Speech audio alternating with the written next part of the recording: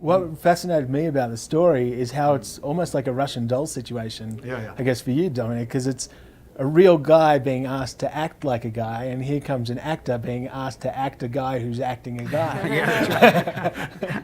And then play the real guy, who's, so, I mean, it's kind of just a really fascinating kind of twist. So every question you might have as an actor of your character, if you want to explore the answer in the negative, you just apply it to the other side of the coin.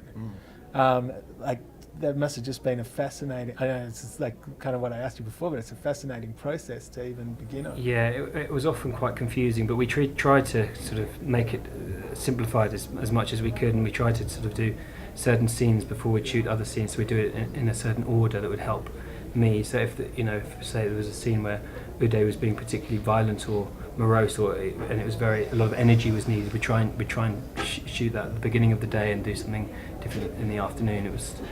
And also back to not necessarily wanting to always speak to Latif so much about his experience in the time when he actually went through the particular scenes that we shot in his real life.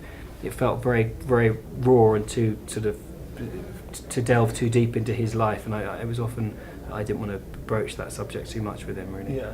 And Raad, I mean, you've worked on so many projects, and he's the go-to Iraqi guy. Yeah, and it's like weird. Like sometimes you get an Irish name on some credits or whatever, but pretty much it is, go-to guy. What happened when you sat down with Lee the first time you met him, or was it over the phone? It was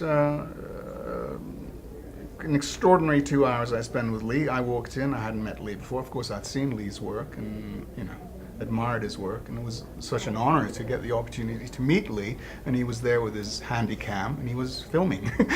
So he asked me things and sort of asked me to read for him, and which I read the sheets I had, having read the script, which I was completely attracted to.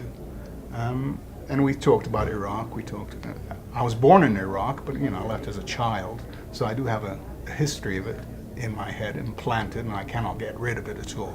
So I'm completely sort of stuck and bound to whatever goes on in that country, even though I haven't set foot there in 50 years.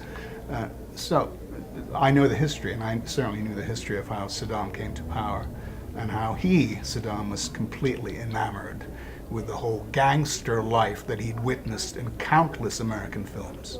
And he'd watched Godfather over and over and over again. It was his favorite movie, and I'm sure he based his whole personality on Corleone.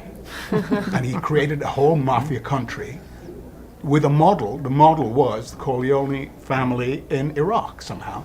And he literally ordered people around and created willfully a completely modern state.